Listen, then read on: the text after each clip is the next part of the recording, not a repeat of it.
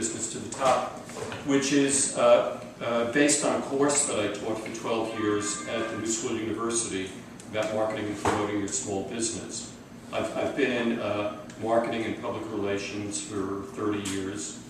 I've handled all kinds of clients, professional service businesses, consumer products, etc., and politicians. One of the things that I had worked for a company that was a marketing, PR, and advertising agency until it was sold in 1988, at which time I opened my own business, and I focus on small and mid-sized businesses, helping them to develop. Now, often people who are starting a business come to me because they need to know how they're going to market and promote it. And I'm going to give you 3 examples of how different startup businesses came to me and how I helped them to achieve success.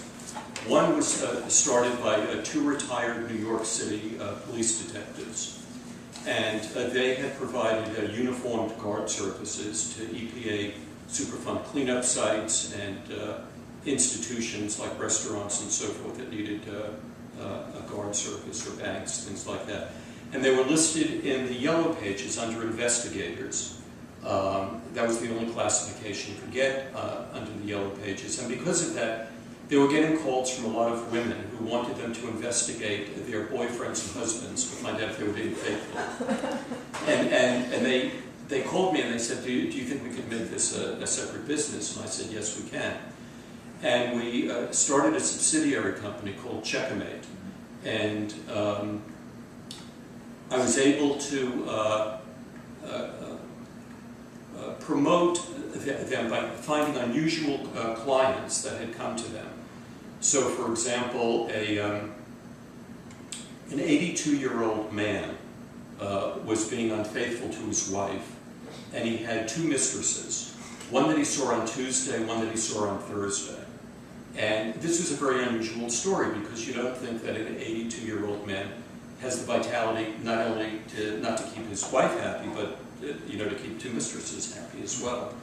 And I wrote a press release about it, and I sent it out, and it appeared in newspapers all around the country. I had them on the Larry King Show. I had them on Oprah Winfrey. I had them on the front page of the Metro section of the New York Times. They got a full-page ad. They had another interesting case of a woman who had breast cancer, and her surgeon was gay. And she loved her surgeon, but it was at the beginning of the AIDS epidemic, and she was worried that maybe if he's gay, maybe he's HIV positive, and maybe he can cut himself during the surgery and bleed on her, and then she could become infected. So she hired the detectives to find out what his lifestyle was, to follow him around, to see if he went to gay bathhouses and things like that. And he didn't.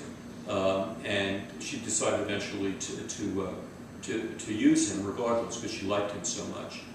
But this was a very provocative topic, and that was the topic that we got on the Larry King Show, whether it was an invasion of this man's privacy, or whether she was justified in hiring someone to investigate her surgeon.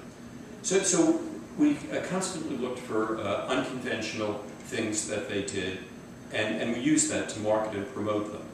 And then eventually, after 3 years, they became so successful that we decided to franchise the business. Wow. However, the franchise laws changed from state to state to state. So in order to get around the franchise laws, we decided to license the name of the business and to sell licenses. And I sent out a press release about it, and Businessweek picked it up and ran it verbatim. I think the headline they put on it was when Don Juan has a rap sheet. And as a result of that story, they sold 3 licenses in Florida, and 2 in Texas, 1 in Arizona, and 3 in California. A couple of years later, one of the 2 retired because they had made enough money. And then the other one, I got him his own television show on Court TV for a while. It was called The Wrong Man. It was about people who had been tried, convicted, and imprisoned for crimes that they may not have committed. And that became his career, and he wound up selling the private detective agency. The second business that came to me was two women started a commercial interior design company. They had, one had been a buyer in the garment center, and the other had been a dance therapist working in nursing homes. And they got burnt out in those careers, and they both serendipitously got a job with a commercial interior design company. And they worked there for 3 years. They became friends. They learned the business, though they had no training, and they decided to go off on their own. And someone recommended me to them, and I met with them, and I did some investigations, and I found out that there were a number of commercial interior design firms in New York City, but none of them had a focus on garment industry showrooms. And since one of them had worked in the garment industry as a buyer, she knew the importance of a showroom. So I ghost wrote an article for them that appeared in garment industry trade publications and real estate trade publications about how updating your showroom and redesigning it will increase and maximize your profits and sales. I made a reprint of that, and I bought a list of 1,500 real estate lawyers in New York City. And we did a mailing to those lawyers with a copy of the articles and a covering letter that I wrote. And one of the lawyers called. He represented a Chinese shoe manufacturer called Hang Seng, which manufactured shoes that were only exported to the United States. They were called Travel Fox. And they had a very expensive men's shoe that was only sold in a department store called Cable & Company. And this company had bought a building on 56th Street between 5th Avenue and 6th Avenue.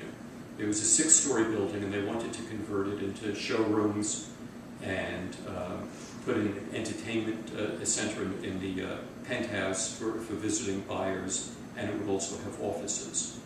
And the lawyer asked if my client would make a presentation to the 3 Chinese owners and 3 American managers of this company, and of course we said yes.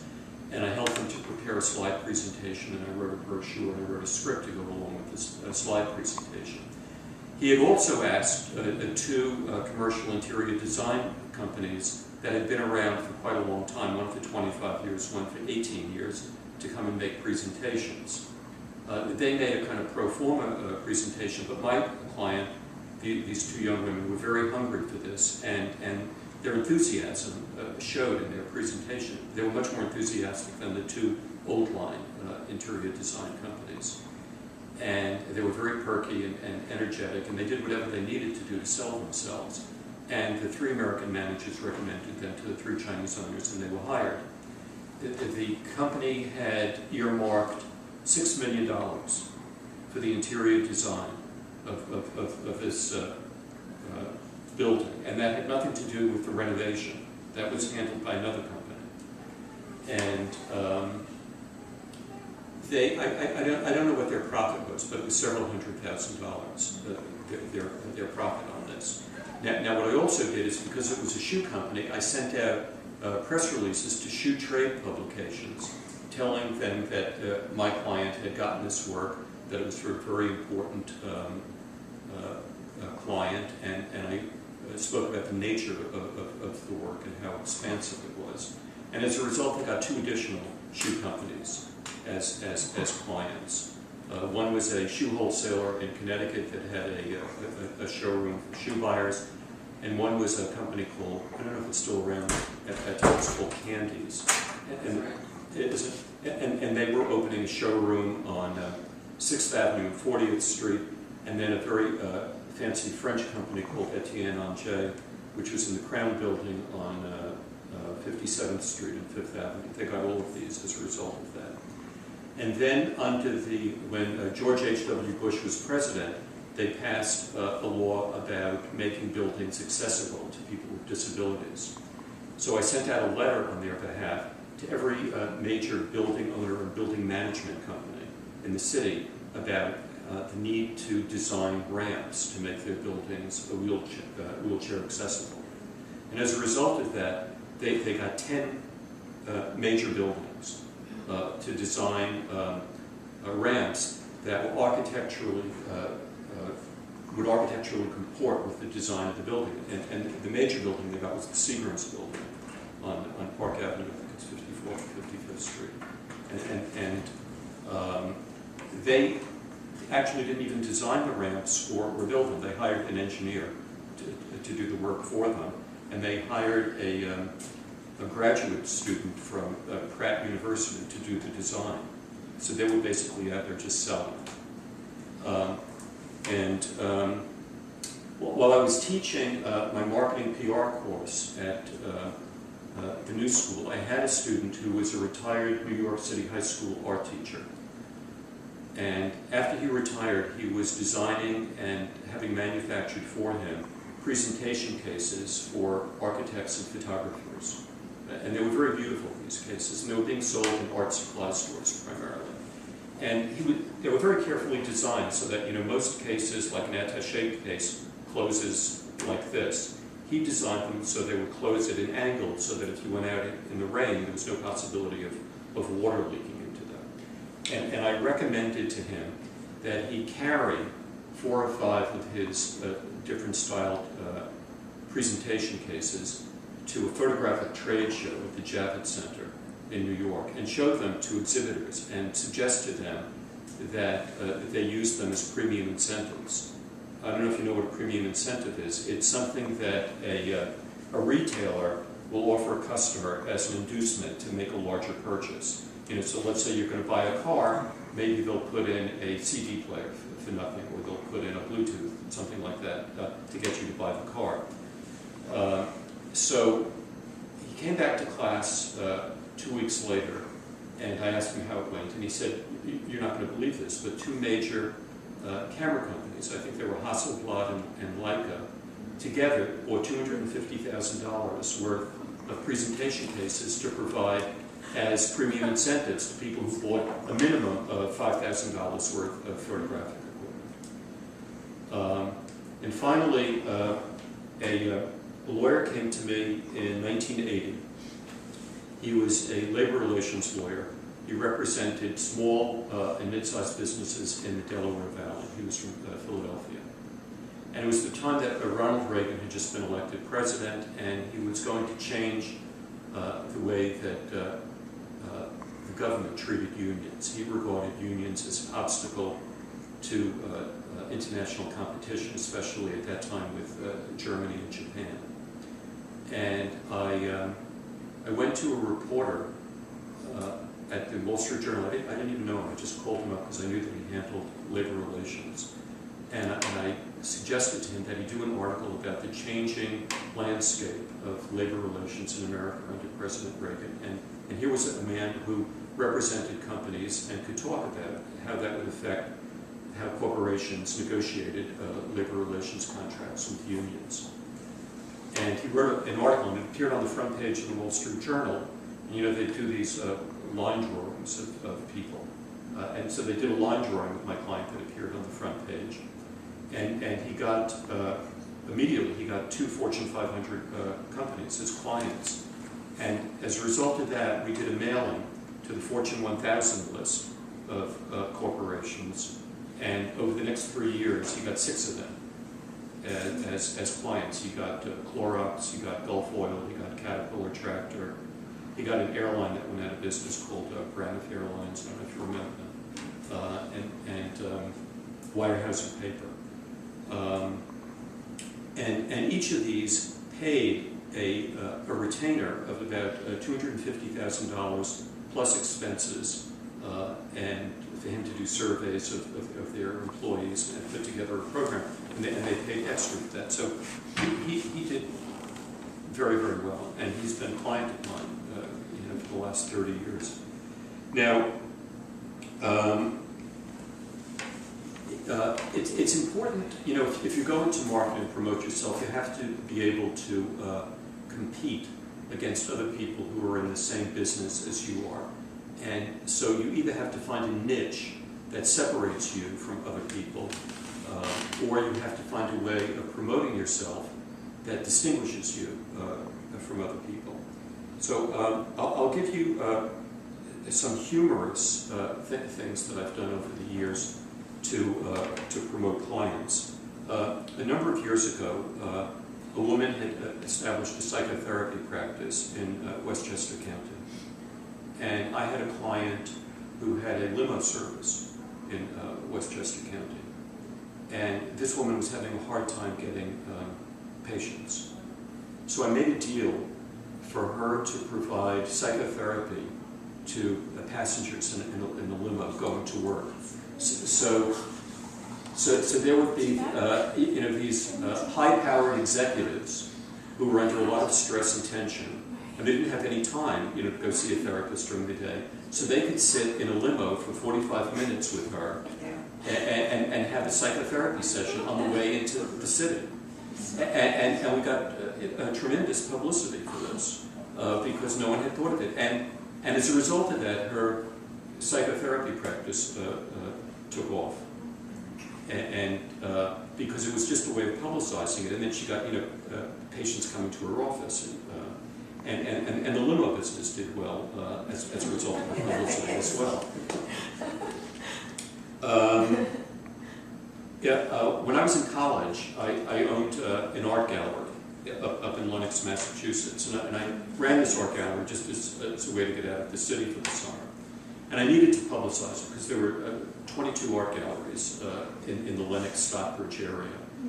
And I had a gallery. It was in a barn behind a guest house. It was hard to find, so I called it the Needle in the Haystack Gallery because that's how hard it was to find. And I needed to get people to come to this. So I decided to have a contest. I had a man who made beautiful Brancusi-like sculptures out of salt blocks. And I needed to publicize this. So how do I publicize this? I rented 2 cows one afternoon, and I rented a huge, I bought a huge salt block. And I had the 2 cows licking the salt block on one side, and a sculptor sculpting at a salt block on the other side. And I had a contest, which I publicized, and a lot of people came to see it, to see who could create the best sculpture, the cows or the sculptor. That's so cool. About 20 people came and voted for it. The sculptor got 15 votes, but the cows got 5 votes.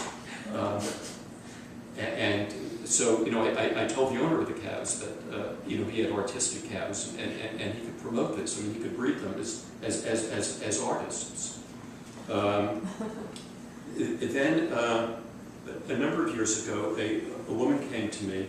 She was an immigrant from the island of Jamaica, and she was working as a secretary for a very big white shoe law firm in the city. And she wanted to be a party planner. She didn't want to continue working as a secretary for a law firm. And there are a lot of women who do party planning and set up events and so forth. And, how am I going to help her? I have to figure out something that'll be new and different, that'll put her on the map. So I decided, I had this idea of doing a nudist wedding at a nudist colony. And I called a nudist colony in Pennsylvania and asked them if they would be willing to host a nudist colony. They would get a lot of publicity for it. And they agreed. And I asked her if she knew anyone who was getting married, who would agree to get married in the nude. And she said she had 2 friends who she thought would go along with this to help her. So we arranged for these 2 of her friends to be married at a nudist colony with a bunch of other nudists around. And I sent out a media alert to a lot of television stations. There used to be a whole bunch of them, like one was called Inside Edition, and there was another one that Maury Povich hosted on Channel 5. I don't remember the name of it. Anyway, they came and they filmed it, and what they did is they digitized the people's genitals, so you couldn't see that, but they otherwise reported on this as an event. And there are a number of wedding magazines, and I had sent out after the event press releases and photographs to these wedding magazines, and they ran the story. It's a humorous story. But as a result of that, she became known as an unusual wedding planner, and she got to do some very, very wealthy weddings. She did two in Houston, Texas, that were paid her a lot of money, and she did a couple in Connecticut and so forth. But ultimately, she was able to quit her job as a secretary and devote her time entirely to doing party planning. And I got her also a job organizing parties for the New York City Department of Parks, because they used to hold a lot of parties in the Arsenal on Fifth Avenue and 65th Street. And finally, I needed to also, I'm my own client, and sometimes I need to figure out ways of promoting myself so that I can attract business. And in 1990, when Bill Clinton was running for president, he was staying at a hotel up the block from me called the Intercontinental Hotel on 48th Street.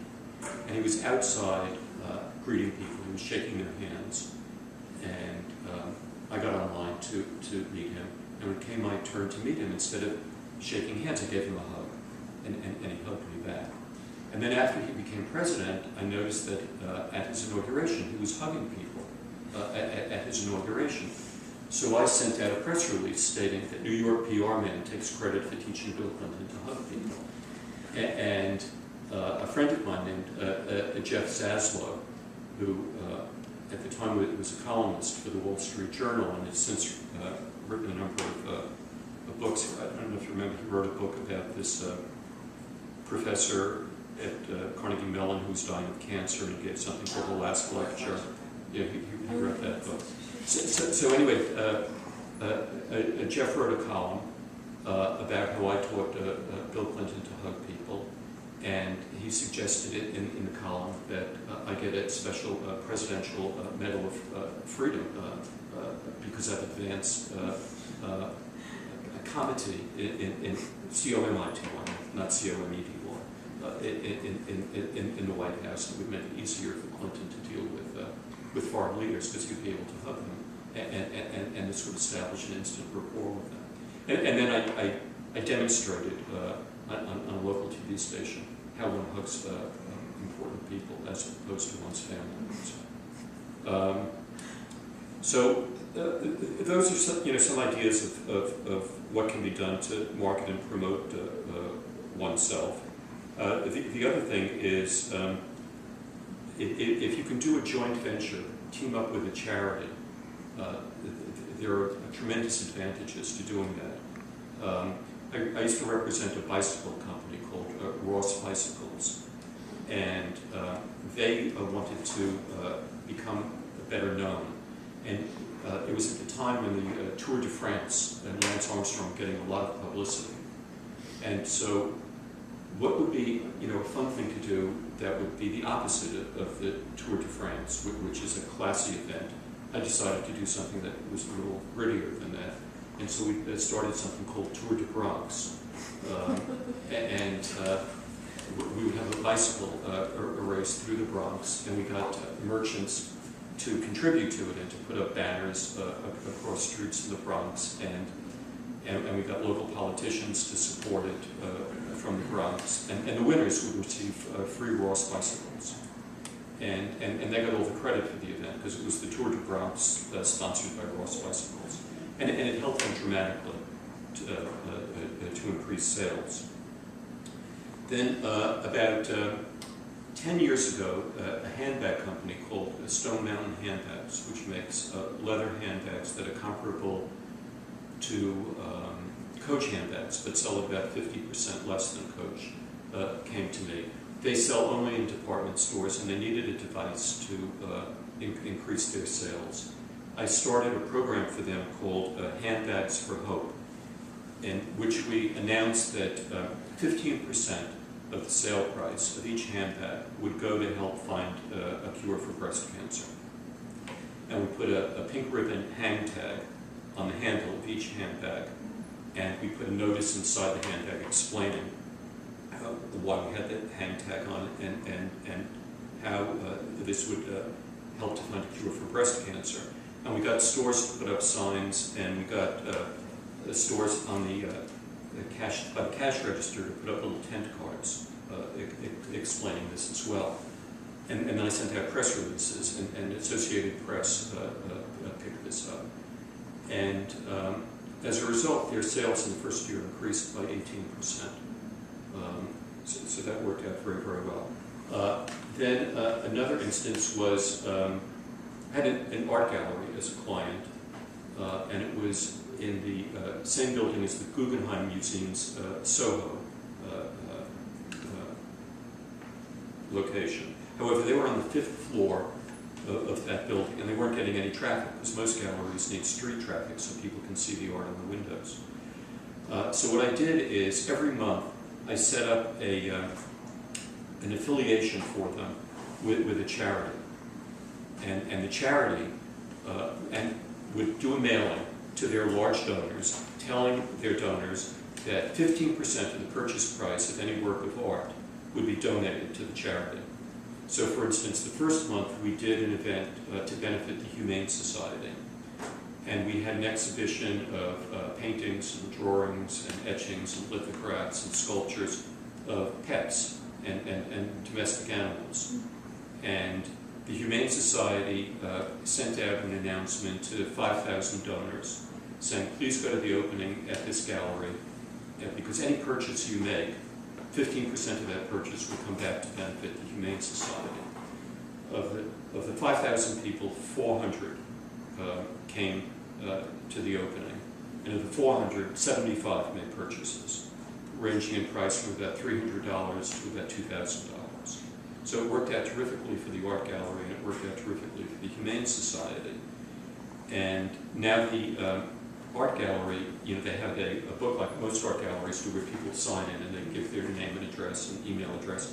So also doing this once a month for a year, the art gallery was able to develop a substantial mailing list, and they didn't have to worry anymore about not being on the street. They were able to do everything via mail and attract people to the gallery that way.